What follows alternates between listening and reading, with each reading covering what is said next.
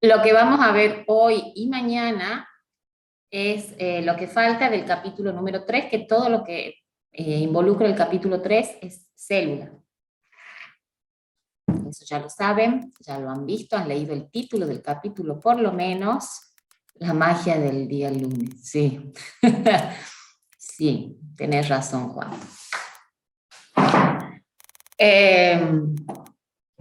Bueno, en esta segunda parte, lo que les voy a tratar de explicar es, acuérdense, para hacer un repaso nada más, acuérdense lo que habíamos visto hasta el día viernes, antes de que venga el fin de semana furioso, y el que viene va a ser peor porque es carnaval, soltame carnaval, pero está puesto estratégicamente para que por lo menos hasta célula herencia ya la tengan visto antes de que los agarre carnaval. Acuérdense que lo que hemos visto hasta el día viernes era de la parte de célula eucariota, la membrana plasmática, qué composición tenían, acuérdense de las macromoléculas, fosfolípidos, colesterol, las proteínas y los glúcidos.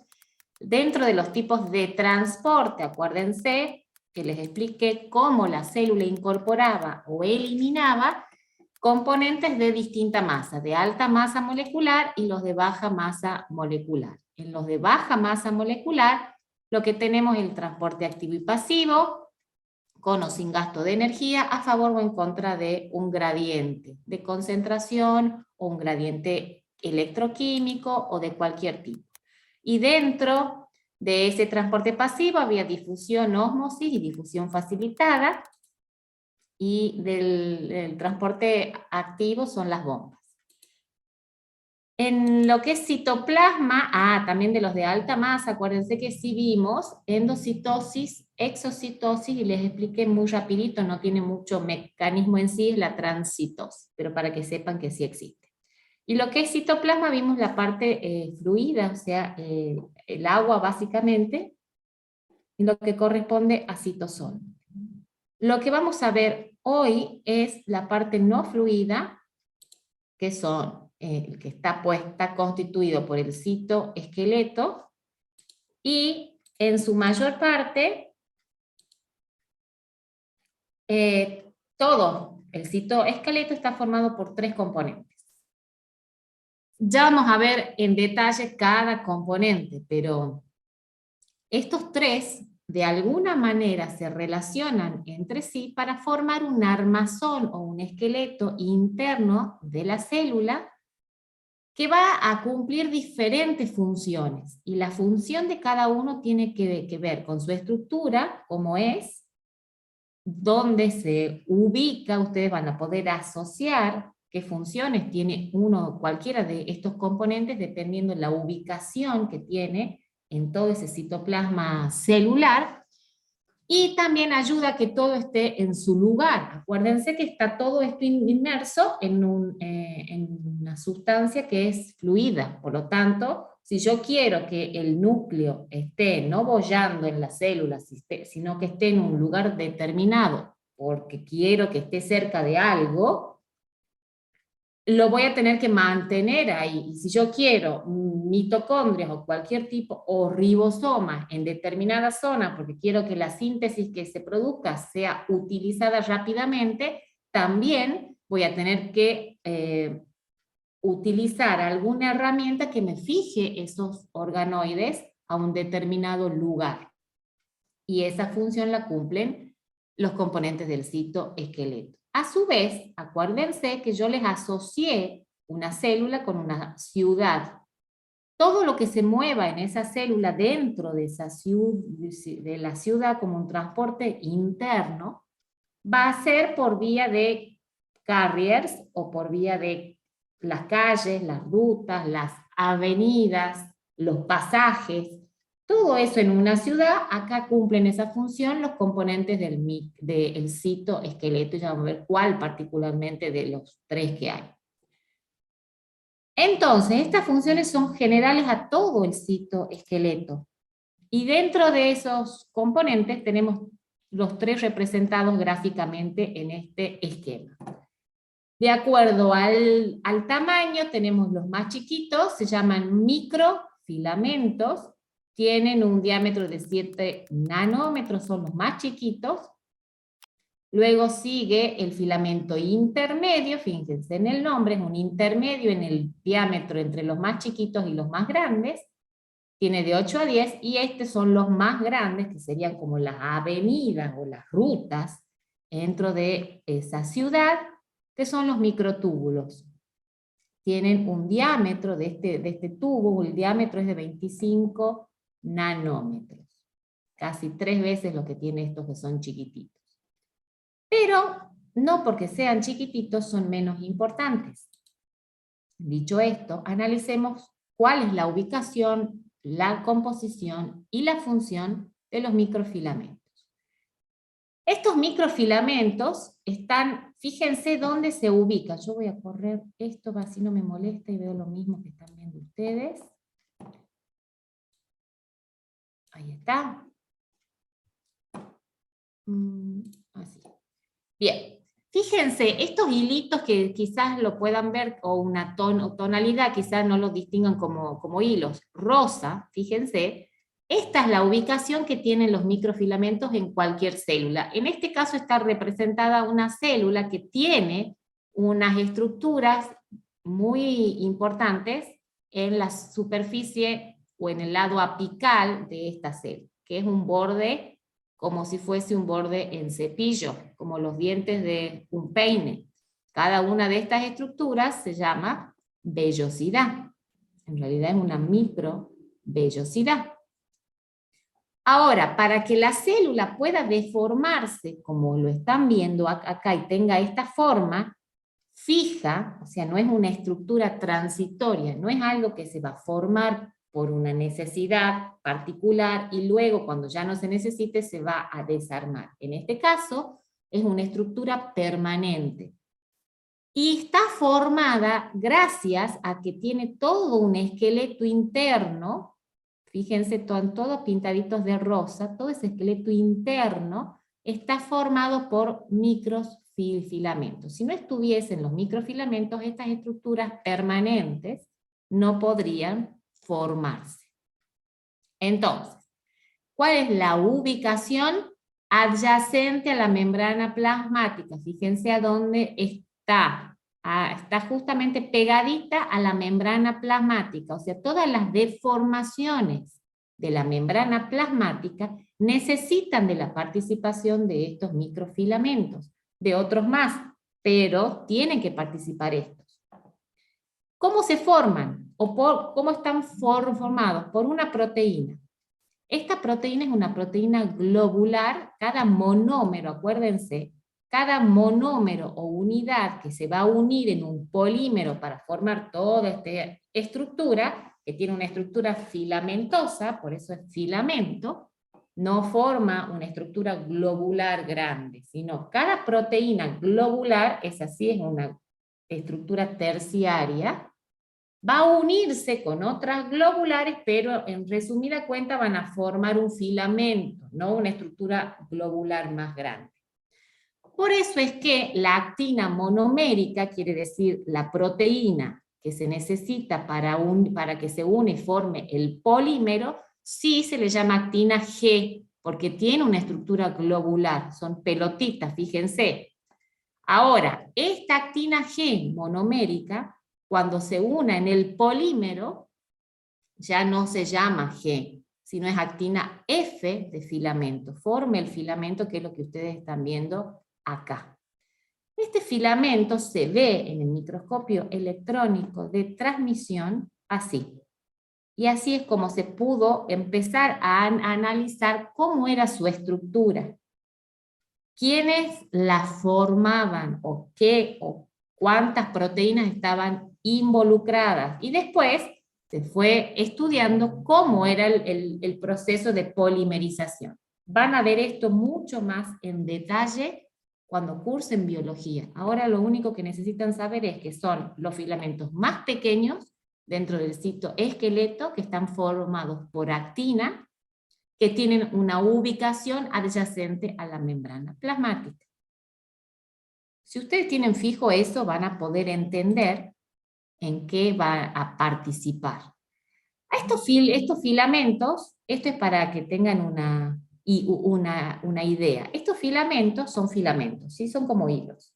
Que existen otras proteínas que pueden ligar o unir estos filamentos de diferentes formas. Los pueden unir como haces, como es el caso de esto. Yo pongo varios filamentos de actina paralelos y la distancia entre uno y otro puede ser más pequeña o más grande, pero forman haces y de la misma forma, porque son paralelos. Estos haces van a formar el núcleo interno de esos como deditos que se llaman microvellosidades. Bueno, ese núcleo que está formando ese dedo, para que se mantenga esa forma, lo que hay dentro es la actina en haces. Pero también pueden formar redes, o sea, puestas así, de diferente forma, hay otras proteínas que las unen de diferente forma. No viene al caso, no importa que sepan qué proteína hace eso, sí que la actina puede formar haces o puede formar redes. Estos filamentos, fíjense que esto es en más grande, un esquema similar a lo que les mostré hace un ratito. ¿Qué células tienen estas estructuras permanentes en un lado de esa célula que se denomina zona apical? Estas células en los animales son las células del intestino. ¿Por qué tienen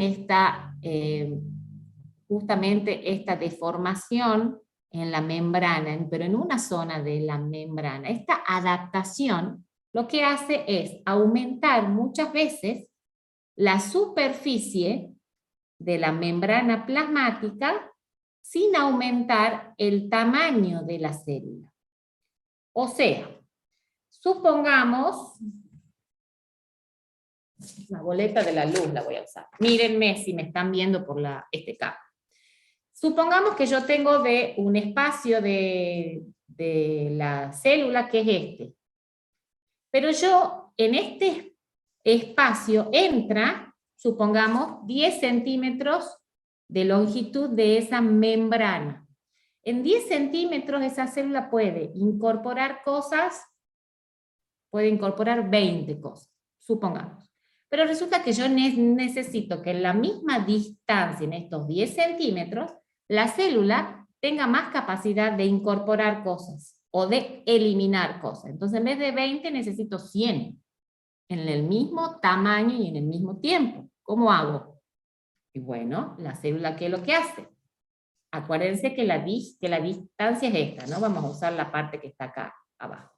Entonces, lo que hace la célula es pliega, pliega, pliega, pliega y pliega.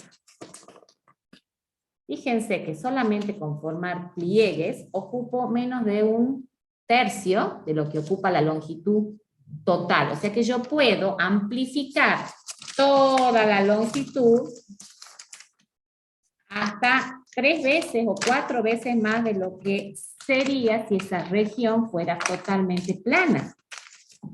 De esta manera, lo que hace la célula, fíjense, es en la misma longitud, miren la cantidad de veces que amplifica la superficie, que agranda la superficie de contacto con el medio. Y en el caso de las células intestinales, esta adaptación es fundamental. Profe, entonces los microfilamentos intervienen también en la endocitosis para formar los pseudopos, por supuesto, y está muy bien tu relación, Fiorella, es así. Bien, me van siguiendo en el caso este que les explico la función que tienen las microvellosidades, aumentar la superficie de membrana, que es de acción o de intercambio con ese medio, porque en esa superficie yo voy a poner los transportadores de las distintas moléculas, voy a endocitar mucho. Estas células están especializadas en la endocitosis. ¿Por qué? Porque tienen que absorber cosas de ese medio. Entonces van a endocitar permanentemente, para lo cual, fíjense, que yo tenga el núcleo de esa célula en la parte basal, es lógico. No voy a querer una estructura totalmente grande en un lugar donde no necesito Yo lo que necesito en esta zona es dejar más o menos campo libre para poder endocitar mucho y que después esas vesículas se procesen y pasen a el torrente sanguíneo. Este es un ejemplo de lo que, para que entiendan básicamente por qué la célula quisiera o querría ubicar un núcleo en un lugar y no en otro. Mitocondrias en un lugar y no en otro. Para eso también acuérdense que sirve el citoesqueleto. Ahora, otra cosa en la que estos microfilamentos van a participar en todo lo que esté involucrado, ya sea en estructuras, como les acabo de mostrar, que son permanentes en una célula, como son las microvellosidades, esto una vez que la célula tiene esto, no los arma y los desarma. Primero porque si los ha hecho así es porque tiene una función, que no es circunstancial, es una función. Por lo tanto, va a ocurrir casi permanentemente.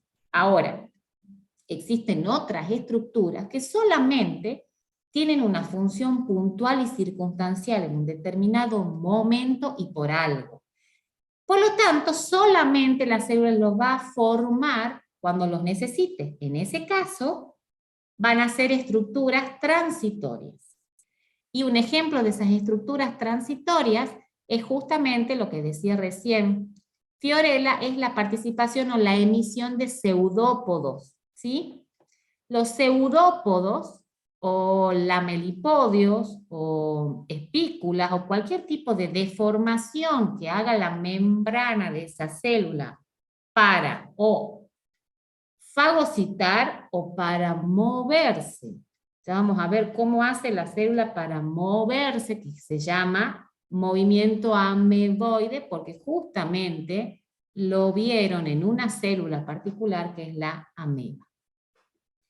Para poder emitir esas proyecciones y formar esos como pseudodeditos, tiene que haber algo, como en el caso de las microvellosidades, que formen ese núcleo interno de esa proyección.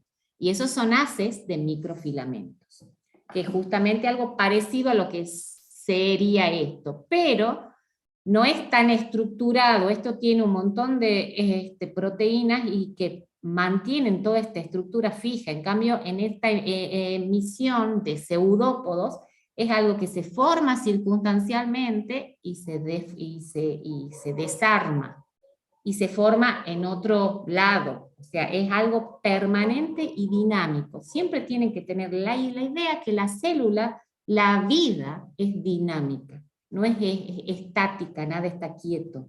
Por más que tratemos de entenderlo de una manera estática, en realidad ocurre permanentemente. Bien, ahora veamos que otros ejemplos de estas estructuras transitorias. Por ejemplo, cuando una célula se está dividiendo. Ya vamos a ver un poquito más para que recuerden los conceptos de división celular. Pero una célula tipo cualquiera que se divida, no importa el tipo de división, se divida en dos células. Para poder dividir su citoplasma tiene que producir lo que se conoce como anillo contráctil, que es un anillo que en un lugar determinado se va a ubicar, va a empezar a achicar su diámetro, a contraerse, a hacerse cada vez más chiquito, y esa es la manera que tiene en estrangular esta célula y separar finalmente en dos células. Esto que está representado en este esquema, lo pueden ver en esta foto. Son dos células que, fíjense, están dividiéndose en el medio. Bien, ¿por qué está formado esto?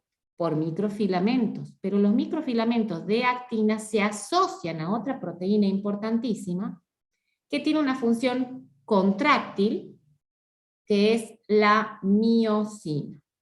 La miosina se asocia con la actina no solamente en estas estructuras, sino en algo que también es una estructura permanente, que es, por ejemplo, los haces contráctiles en las fibras contráctiles, en las fibras musculares.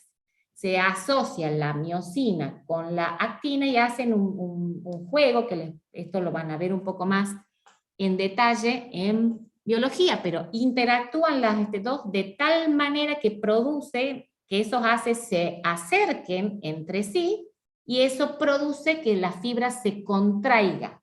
Cuando esos haces se alejan, esa fibra se relaja. Entonces ahí tienen el fenómeno de contracción y relajación de un músculo.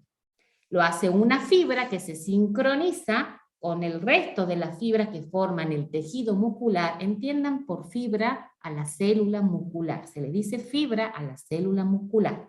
Esa célula muscular, cuando se sincroniza con el resto de las células musculares que forman el tejido muscular de un músculo en particular, se van a contraer todas juntas y se van a relajar.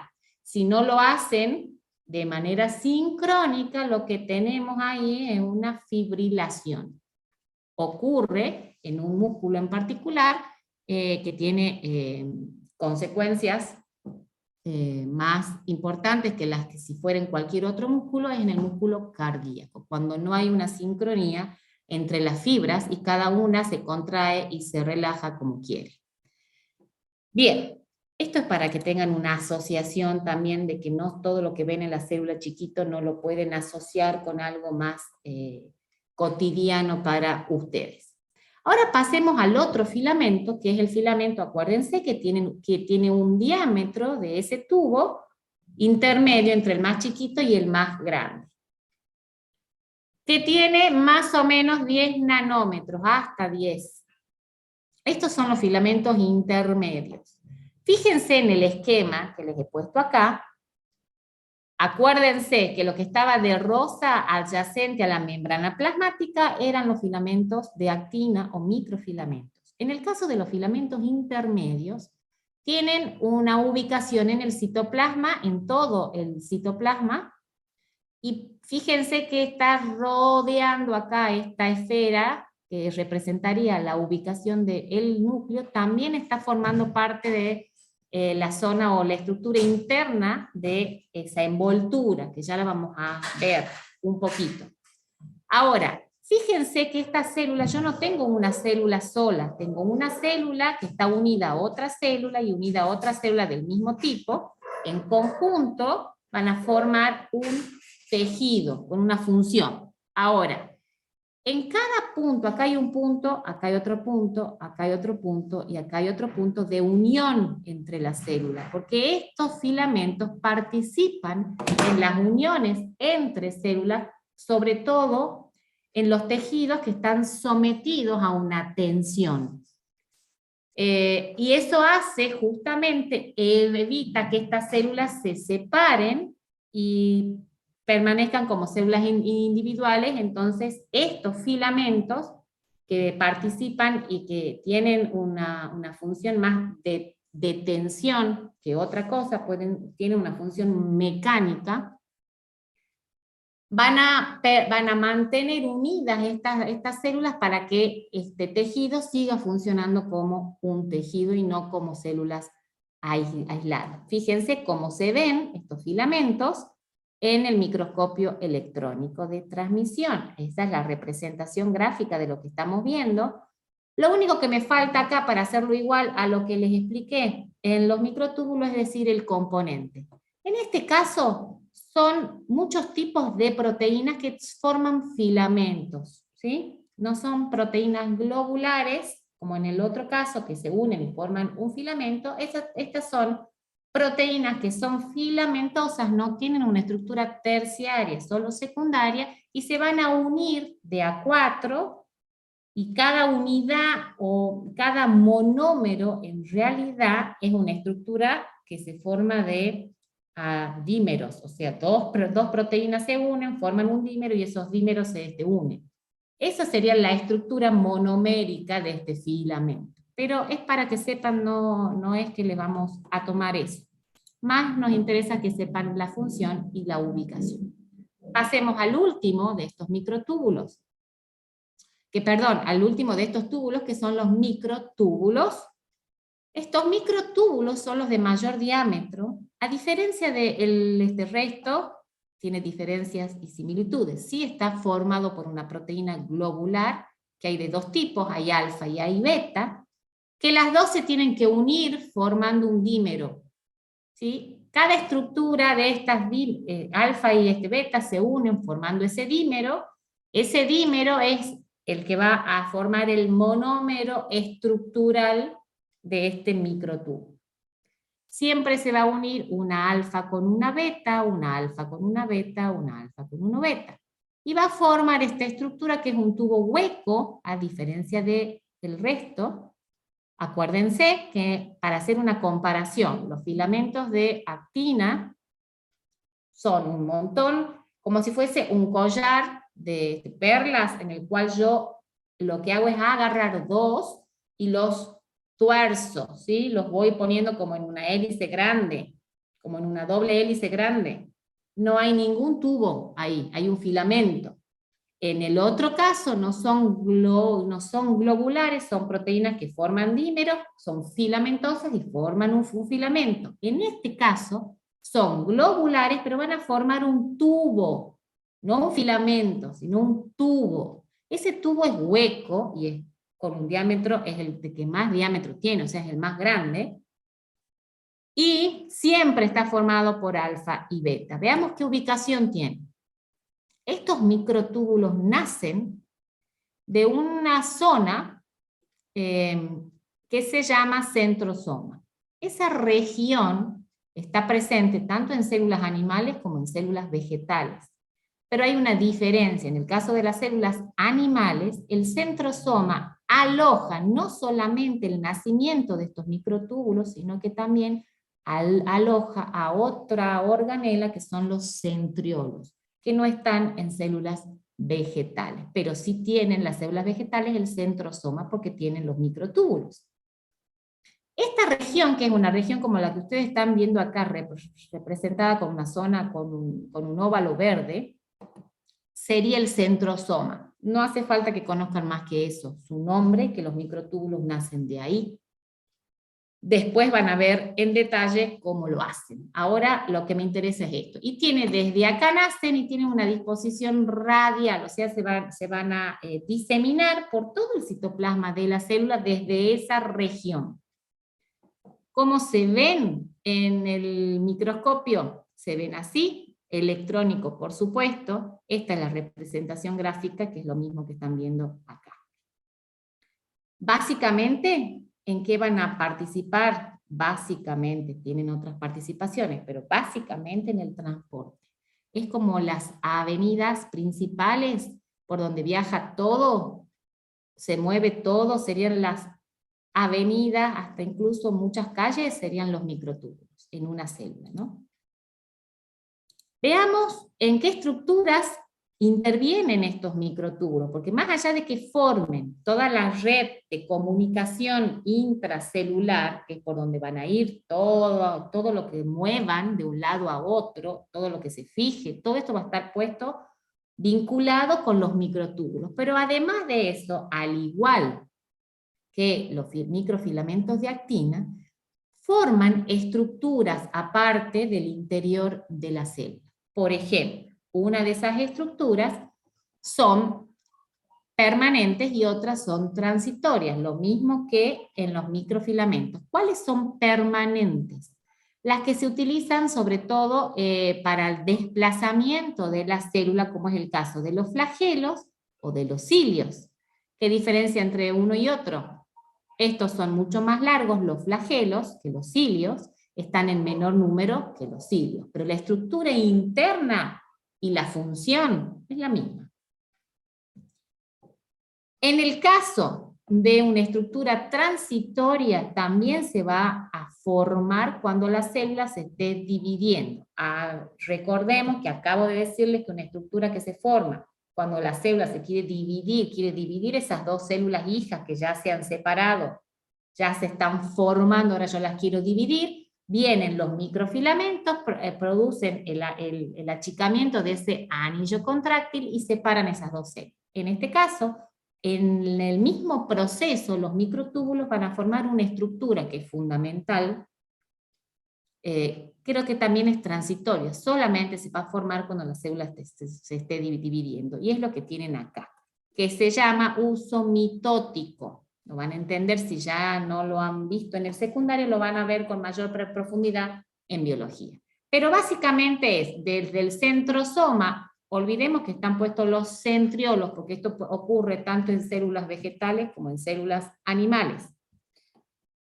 Desde el centrosoma van a salir determinados microtúbulos, que hay de 3 tipos, en este caso, que son los polares, los que se van a unir a los cromosomas, y los que quedan de este lado cortitos, que se llaman ásteres, van a formar toda esta estructura, van a ubicar los cromosomas en la placa media o placa ecuatorial de este uso, y posteriormente los van a traccionar hacia cada polo. Esa es la manera en la que separan los cromosomas en una división celular. Pero esto está formado por microtúbulos y es transitorio. Bien, ¿qué estructura interna tiene un cilio o un flagelo? El cilio o el flagelo lo que forman es una estructura que se llama 9+2. ¿Qué quiere decir? En este esquema ustedes tienen de los microtúbulos, esos gordos que acabamos de ver, se van a unir de a pares. 2 tubos se unen y forman pares. En el caso de esta estructura tiene 9 dobletes, o sea, tiene 18 microtúbulos a la vuelta, pero forman dobletes. Fíjense que forman grupos de A2. Estos dobletes van a unirse entre sí, son 9 y tienen un par en el centro. Por eso se llaman 9+2, que son los 2 del centro. Esta es la representación como en 3D de lo que sería ese flagelo o ese cilio, que en líneas generales la estructura es exactamente la misma. Y fíjense cómo se disponen los 9 pares con el par en el centro. ¿Cómo sabemos que tienen esta estructura? Porque así es como se ve en un corte transversal de este microtubo, de este flagelo, cilio, se ve esta forma. Entonces ahí se pueden ver los 9 dobletes dispuestos de manera concéntrica a este par en el centro. Ahora veamos qué otra estructura forma, también permanente, está formada por microtúbulos. ¿Se acuerdan que les acabo de nombrar los centriolos? Bueno, los centriolos que están presentes solo en células animales tienen una estructura formada por microtúbulos. A diferencia de los cilios y los flagelos, los centriolos, en vez de ser dobletes, son tripletes, son 3 microtúbulos los que se unen. 3, 3, 3 y 3. También son 9 alrededor, para que puedan, digamos, tener esa forma circular como de tubito. Estos tripletes se orientan una parte de esos tripletes hacia el centro. ¿Pero qué tiene de característico esto? Además, que no tiene ningún par en el centro, no tiene ningún microtúbulo en el centro, es un tubo hueco, forman como una estructura hueca. Entonces, fíjense cómo se ve en esta fotografía esto, que sería un corte hecho a este nivel de un microtúbulo. Son estructuras cortitas, y siempre están puestas de a pares. Y entre las dos, todavía no se sabe muy bien por qué, hay un ángulo de casi 90 grados entre una estructura y otra. Por eso una siempre está puesta así y la otra siempre está puesta así. No son paralelas, siempre hay un ángulo de casi 90 grados, en algunos casos es un poquito más chico, depende cómo agarre la foto o el corte, pero siempre están puestos de la misma forma, son 2, son cortitos, solo en animales. Grábenselo a eso. Bien. Ahora, no tengo ninguna pregunta, creo que no.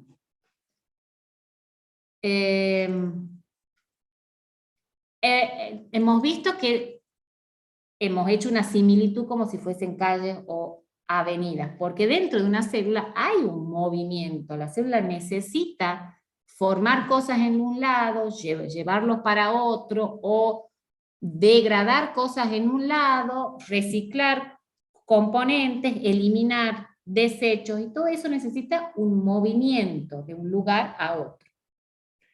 Si vamos a ver el movimiento de las células, diferenciemos lo que es el movimiento dentro de una célula y lo que es el movimiento de la célula misma, que hemos visto ya algunos ejemplos con cilios y flagelos y la emisión de pseudópodos. Pero veamos un poquito cómo sería ese movimiento interno. Ese microtúbulo, que básicamente funciona para eso, necesita que por ese riel, fíjense la animación esta, van a entenderla mucho más que cualquier otra cosa que les explique. Lo que tienen acá abajo es el microtúbulo, acá hay un microfilamento, entonces estos son calles, ¿sí? Donde lo que yo necesito es un transportador, que no es otra cosa más que una proteína. Esa proteína tiene la capacidad de unir diferentes zonas, y en esa unión es como si hiciese pasos. Esos pasos lo que hace es, en definitiva, mover esa proteína en una dirección específica. Esa proteína, que es una proteína transportadora, motora, lo que va a asociar es lo que tienen acá arriba es una vesícula. Esa vesícula, acuérdense, que es la manera de transportar cosas en una célula. Es una bolsita hecha por membrana y adentro puede ir cualquier cosa, no importa ahora qué. Pero lo que importa es que se van a adosar diferentes vesículas con diferentes contenidos a una proteína motora, que es justamente esta que tienen acá. En el microtúbulo existen dos, que son las que tienen acá. Una va en un sentido y otra va en otro. Es la única manera que tiene la célula de unir determinadas vesículas a una proteína que siempre va para el mismo lado, no necesariamente por el mismo camino, pero sí hacia el mismo lado. ¿Cuál sería el lado negativo y cuál sería el lado positivo? El lado negativo, que no es porque tenga carga, eso lo van a entender después, pero es digamos, lado que está más cerca del centro de origen. Por lo tanto, esta dineína se va a mover hacia el centrosoma. Acuérdense ese óvalo verde de donde nacen, entonces la dirección es de cualquier punto hacia el centrosoma. En esa ruta, como en una parada de colectivo, esa vesícula se puede bajar en cualquier calle, no necesariamente tiene que terminar en el centrosoma. Pero la dirección, el camino que sigue ese colectivo, por decirlo de alguna manera, es hacia el centrosoma. Es como si, bueno, eso sí lo entienden bien. Y la otra es alejándose del centrosoma. Por lo tanto, el sentido es opuesto. Puede descargar esa vesícula en cualquier lado, desde el centrosoma hacia la membrana plasmática, porque son los dos puntos. Esta parte de acá, que estaría representada para ustedes con el signo negativo, está dirigida hacia el lugar de origen, y esta parte de acá, en realidad, está dirigido hacia la periferia, que es hacia la membrana plasmática, para que tengan una referencia entre un lugar y otro.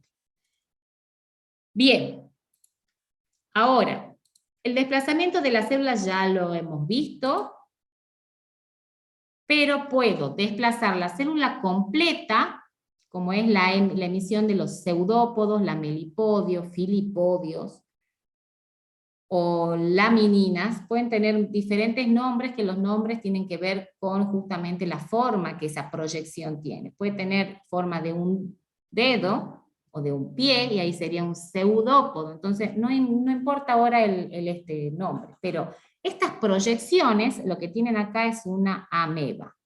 Cada una de estas proyecciones que les marco acá con el mouse, está formada por justamente una deformación que tiene como núcleo de esa deformación los filamentos de actina. Acuérdense, ¿por qué no pueden ser otros? Porque la actina, y es lógico que lo asocien de esa manera, se ubica por debajo de la membrana plasmática. Entonces es lógico pensar que cualquier deformación está involucrada la actina o los microfilamentos.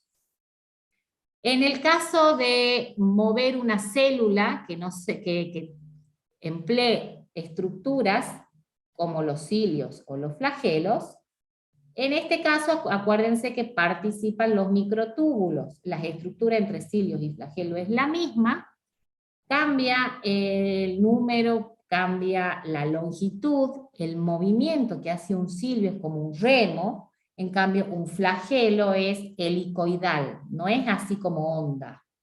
No es como representaban antes a los espermatozoides que se mueven así como onda. No. El flagelo lo que hace es mover como una hélice, como una turbina, da vueltas. El movimiento helicoide es lo que hace justamente que el espermatozoide o las células que tengan estos flagelos, que puede ser uno o pueden ser varios,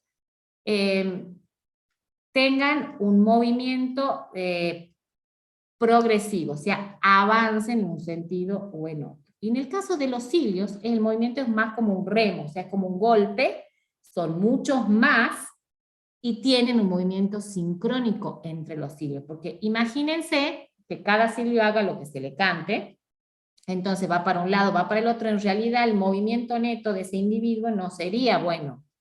Es como, les tiene que haber pasado, a mí me ha pasado más, seguramente, pero cuando uno va a una clase nueva de, qué sé yo, cualquier aerobox, cualquier cosa, toda la clase, incluido el profesor, va para la derecha y la tipa va para la izquierda.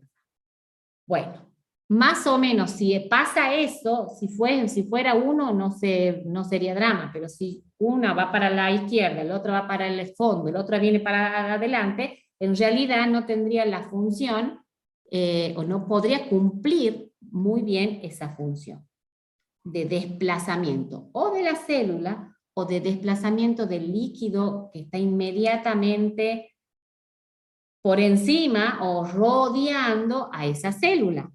Porque esto que ustedes tienen acá, esta fotito que tienen acá, que es como si fuese un césped verde, que está todo orientado para el mismo lado, sobre algo marrón, les comento que esta foto está tomada con el microscopio de barrido, y son células de los bronquios. Estas células de los bronquios, existen dos tipos de células en los bronquios.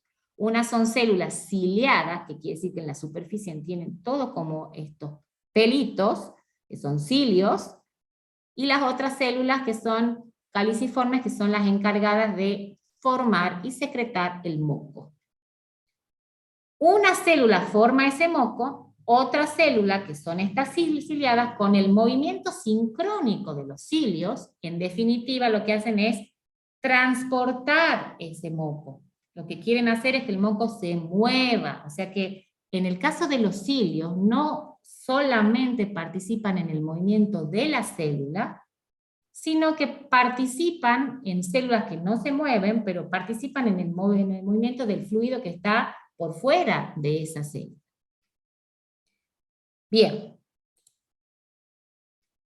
Hasta acá, si se fijan, además de haber visto todo esto, lo que hemos visto hoy es citoesqueletos. Recordemos, microfilamentos, los más chiquitos forman filamentos, están formados por actina G, que se va a unir y forma la actina F. Filamentos intermedios, muchos tipos de proteínas, pero presente en el citoplasma completo de la célula, participa en la unión entre células, y también está en el núcleo, que no hemos visto eso hoy, pero lo vamos a ver mañana cuando veamos núcleo. Y por último están los microtúbulos, que son estructuras que forman un tubo hueco, son las más grandes, son por donde se mueven las vesículas. Necesito, para que se muevan esas vesículas, unas proteínas que las muevan, que son proteínas motoras, que pueden ir en un sentido o en otro. Forman estructuras permanentes, como otros organoides, como los centriolos, o estructuras como el uso mitótico, o cilios y flagelos. Y bueno, acá está lo de los cilios y flagelos, que es para el movimiento necesito proteínas motoras. Si es interno, para que se unan esos microtúbulos, y si es externo para el desplazamiento, son estos los que están involucrados. Dicho todo esto, vamos a prender los micrófonos ahora y vamos a repasar un poco. Esto que tienen acá es muy... no vamos a repasar esta parte, vamos a ver sistema de endomembranas y después repasamos. Esto es cortito. Una vez que hemos visto esta parte no fluida, digamos, vamos a ver dentro del sistema de endomembranas que está formada por un conjunto de membranas que van a formar compartimentos o habitaciones separadas dentro de una misma célula. ¿Cuáles son las estructuras que forman el sistema de endomembrana? Primero arrancamos desde el núcleo. La envoltura nuclear, el retículo endoplasmático, ambos, el liso y el rugoso, el aparato de Golgi, lisosomas y vesículas o vacuolas. Rápidamente vamos al retículo endoplasmático. Hay dos. En este esquema que ustedes ven acá, pueden ver que se diferencian entre uno y otro, no solamente por la función, sino por la morfología. La forma que tiene un retículo es distinta a la que tiene otro. El retículo rugoso se llama rugoso porque en las microfotografías con el microscopio electrónico se le veían como pelotitas puestas. Esas pelotitas después se vio que en realidad eran ribosomas adheridos, que son otros organoides que ya saben que participan en la síntesis de proteínas. Por lo tanto, este retículo, el rugoso, se va a especializar en sintetizar proteínas. El otro, que es el liso, se le llama liso porque no tiene esas pelotitas, o sea, no tiene ribosomas, no sintetiza proteínas, pero sí se encarga de la síntesis de lípidos, para hacer una diferencia grande, ¿no? Veamos en un esquema como estos que serían como unas naves espaciales, pero en realidad se representan así los ribosomas, que están formados por dos unidades, una mayor y una menor, que se acoplan en el momento de la síntesis para poder sintetizar proteínas. Este cordón que ven ustedes acá como un hilo, avísenme si voy muy rápido. Este cordón que ustedes ven acá como un hilo es el mensajero. ¿Se acuerdan cuando hablamos de los ARN, el que traía la información desde ese gen, desde el núcleo? Bueno, este mensajero tiene esa información que en vez de estar leído por un ribosoma, como la célula siempre trata de hacer todo proceso más eficiente, en vez de a uno, este mismo mensaje es leído por muchos. Cada uno de estos, a su vez, como está adherido al ribosoma, lo que hace es sintetizar, fíjense si pueden ver acá, porque la foto es un poco, el dibujo es un poco oscuro, una cadenita roja de pelotita roja. Bueno, esta sería la proteína.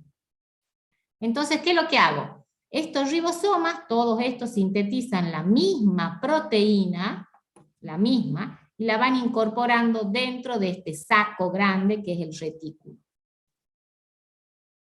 Entonces así es como sintetiza de alguna manera, no él mismo, sino por los ribosomas que tiene, el retículo rugoso sintetiza esas proteínas. Así es como les digo que se veía, que se ve en realidad, en el microscopio electrónico de transmisión. Todas esas pelotitas así son los ribosomas adheridos. Este retículo, una vez que forma esas proteínas, no las guarda, sino las tiene que enviar a otro lado. Ya vamos a ver un poco cómo es el sentido o cómo es justamente la movilización o el tránsito de estas vesículas desde el retículo. Pero estas proteínas que se sintetizan acá tienen un destino final, que puede ser la membrana plasmática, como tienen acá, puede ser una proteína que forme parte del propio sistema de endomembrana o de cualquier otro organoide, de cualquiera, o una proteína que sea para exportar, directamente que la célula no la necesite ella, sino que la necesita sacar, como por ejemplo algunas hormonas de origen proteico, como la insulina, por ejemplo.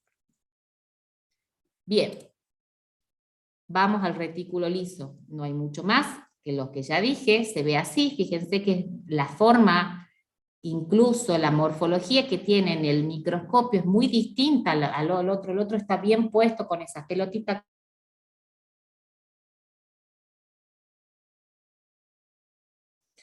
Básicamente, ¿qué función tiene la síntesis de lípidos? O sea, las células aquí sintetizan nuevos lípidos.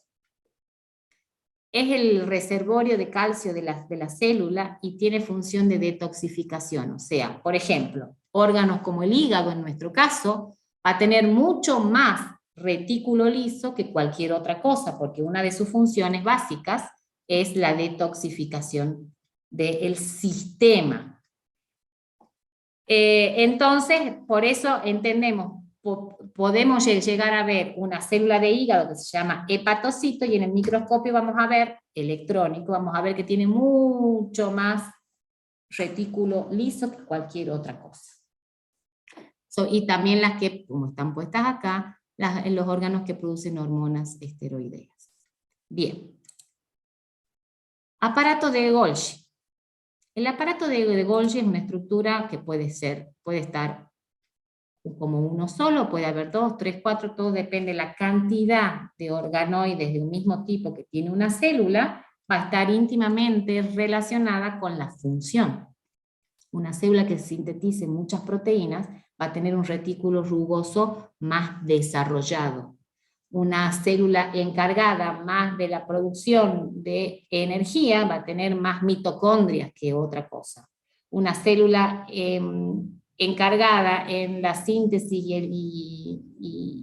y eliminación de enzimas o de material de exportación, sobre todo de origen proteico, va a tener retículo de Golgi más de uno.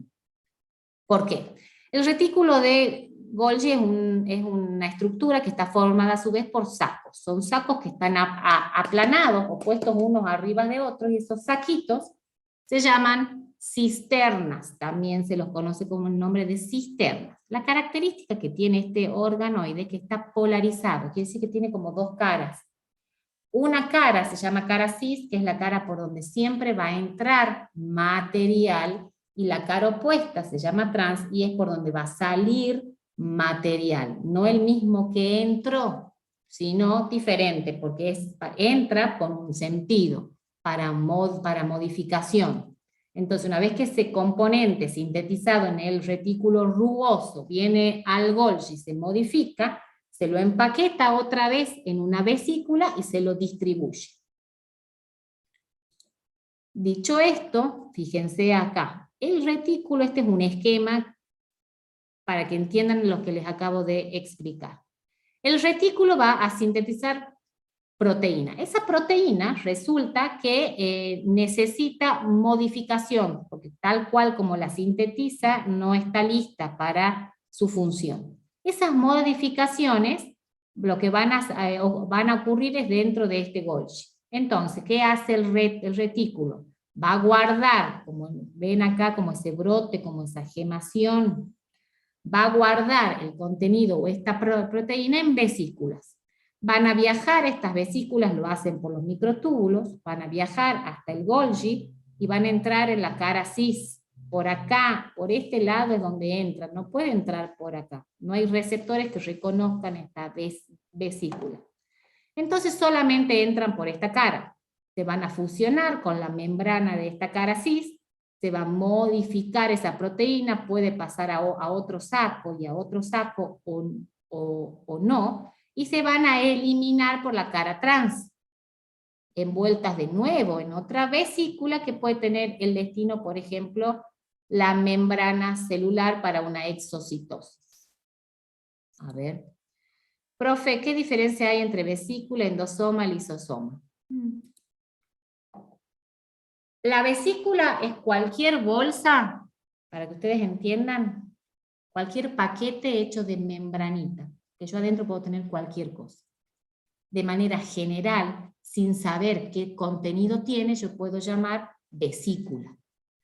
Ahora, lisosoma es un organoide, no es una vesícula, ya es un organoide que tiene una función, tiene dentro, que ya vamos a ver dentro de un ratito un poquito más, tiene una función determinada, que es participar en la digestión intracelular. Y lo otro que me habías preguntado es endosoma. Endosoma es cualquier bolsa que la célula incorpora, cualquiera. Es un endosoma, y yo digo endosoma, también puedo decir vesícula endocítica, vesícula endocitada, estoy diciendo lo mismo, pero al decir endosoma, lo que hago es ya incluirles a ustedes la idea de que es una vesícula, no que se formó en la célula por algo, sino que fue por un producto que la célula incorporó. Bien. Si no me entienden, me preguntan otra vez y veo cómo se los explico para que les quede claro. Sigamos. ¿Cómo se ve el aparato de Golgi? ¿Cómo saben que es una serie de sacos aplanados que tiene una cara cis, una cara trans? Bueno, todo se ve gracias al microscopio electrónico de transmisión. Fíjense, este es el Golgi. Es un Golgi bastante grande, tiene muchos sáculos, a diferencia de otros como este, que este es por transmisión, esto es transmisión, transmisión, transmisión, y esto es barrido. Se ve como en el barrido siempre van a ver como van a ver superficie, o sea, como que algo es una van a ver siempre la superficie de algo. En cambio, en el de transmisión, yo hago un corte y veo la parte interna. Fíjense cómo los sacos siempre están puestos así, orientados, como que se curvan, y se orienta la parte cóncava hacia la membrana plasmática. Esta es la cara trans y esta de acá es la cara cis. Puedo tener uno, puedo tener dos, acá hay uno. Generalmente, como todos estos procesos, acá tengo unas vesículas que pueden ser lisosomas perfectamente. Fíjense que si es para exportación y esta célula lo que hace es exportar mucho componente, o sea, tiene un proceso de exocitosis muy amplio, muy marcado.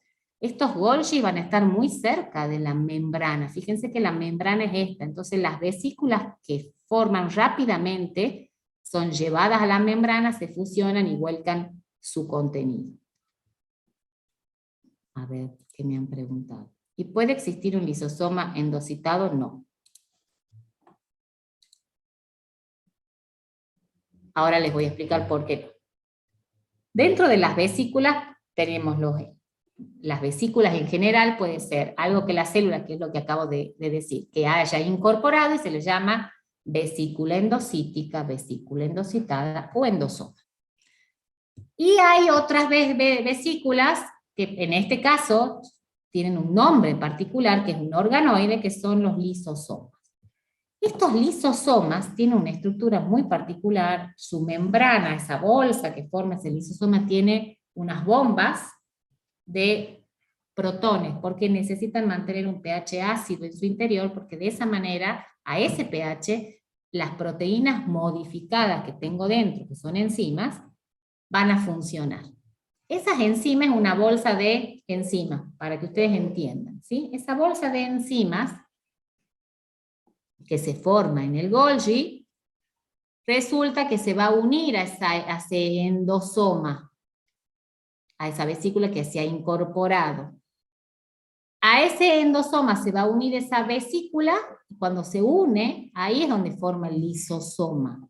O sea, estas vesículas formadas por el aparato de Golgi son vesículas prelisosómicas, son vesículas bolsas con enzimas, pero cuando se reconoce y se une a un endosoma, es que se forma el lisosoma. ¿Por qué? Porque se ha unido esa vesícula con enzimas a eso otro que quiero digerir, que no sé muy bien qué es, pero quiero digerir porque se ha endocitado.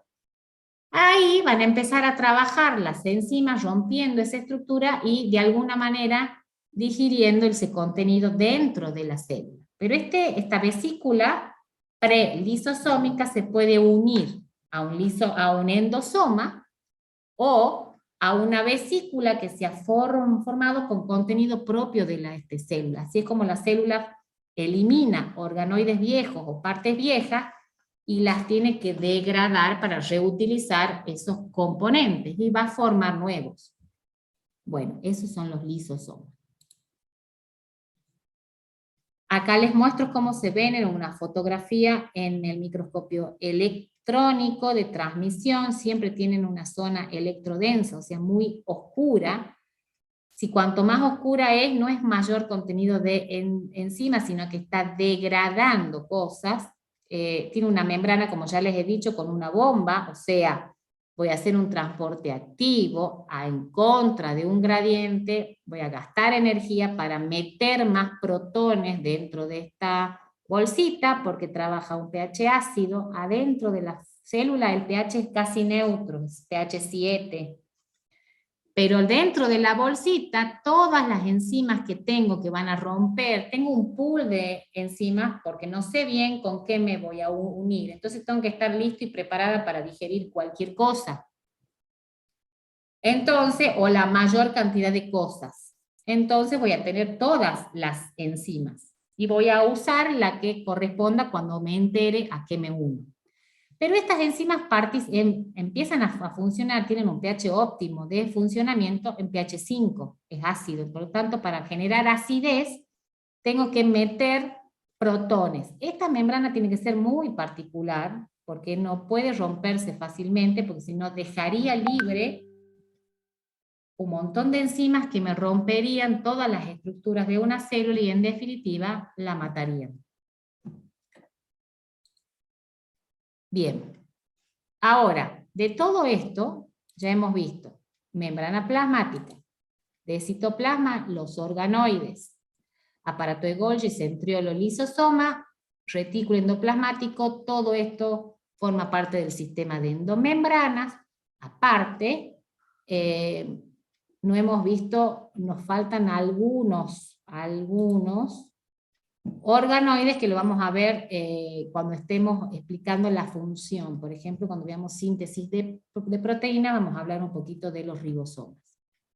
Cuando veamos síntesis de ATP en metabolismo, vamos a hablar un poquito de los organoides que participan ahí.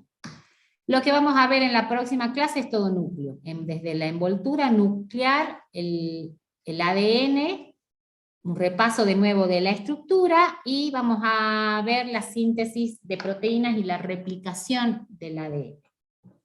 A ver. Vimos en centriolos, sí les expliqué, esa estructura formada por microtúbulos que se encuentra de a pares, solo presente en células animales, sí les expliqué. Profe, ¿dónde se encuentra el ATP? El ATP se encuentra de manera libre, la célula necesita el ATP libre. Si lo necesito rápido, el organoide encargado de su producción va a estar muy cerca de los lugares donde se necesitan rápido, que son las mitocondrias, que las vamos a ver después. Bien. ¿Terminamos, chicos, por hoy? Cualquier otra duda me la preguntan mañana. ¿Estamos? ¿Han entendido o no? ¿O he ido rápido? Sí se entendió, profe. Sí, se entendió. Sí, profe. Perfecto. Buenísimo. Los veo la próxima clase mañana. Chao, profe, nos vemos. Bueno, Chao, profe. Chao, profe, gracias. Chao, profe. Nada, chao.